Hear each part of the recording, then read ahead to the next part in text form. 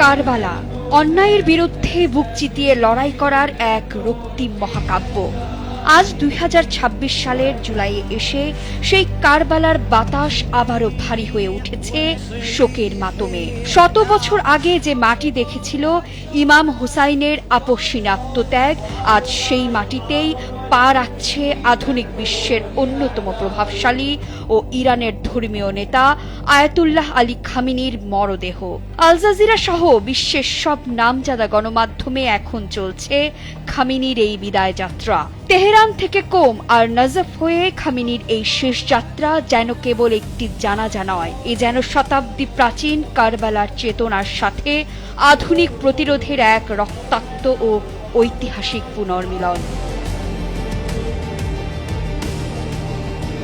কারবালা প্রাদেশিক কাউন্সিলের deputy chairman Mahfuz আল তামিমি জানিয়েছেন, এই অন্তিম যাত্রাকে ঘিরে পুরো ইরাকে নজিরবিহীন যুদ্ধকালীন নিরাপত্তা জারি করা হয়েছে। সেনা, পুলিশ আর পপুলার মোবিলাইজেশন ফোর্সের ঘেরাটোপে থাকা কারবালা আজ স্তব্ধ।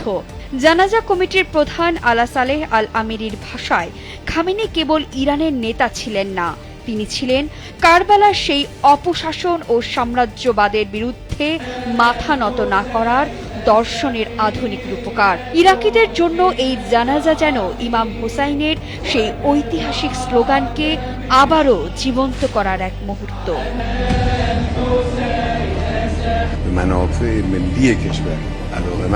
প্রিয় খামেনির জন্য এখন কারবালার অলিগলিও যেন কাঁপছে লাখো মানুষের ক্রন্দনে।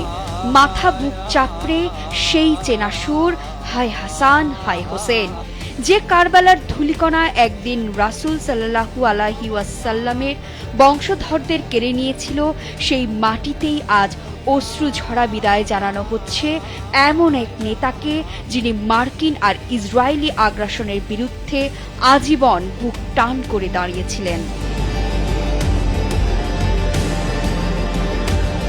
ইরানের রাষ্ট্রীয় সংবাদ মাধ্যম প্রেস টিভির প্রতিবেদন থেকে আরও জানা যায়, খামেনি ও তার পরিবারের সদস্যদের কফিন বহনকারী বিমানটি গত মঙ্গলবার রাতে নাজাফে অবতরণ করে। বিমানবন্দরে মহান এই নেতার সম্মানে একটি সরকারি সংবর্ধনার আয়োজন করা হয়।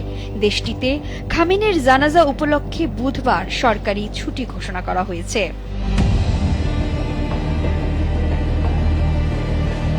এর আগে রোববার তেহরানের গ্র্যান্ড স্কয়ারে খামেনির প্রথম জানাজা অনুষ্ঠিত হয়।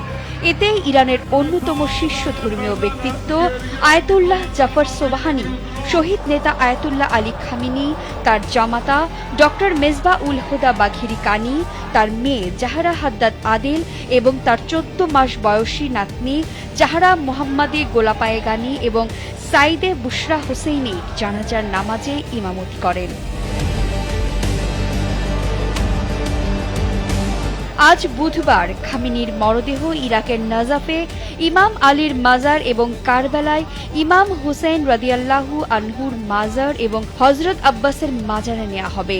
খামেনির ইচ্ছানুযায়ী আগামী 9 জুলাই মাশহাদে ইমাম রেজার পবিত্র মাজার প্রাঙ্গণে দাফন করা হবে তাকে।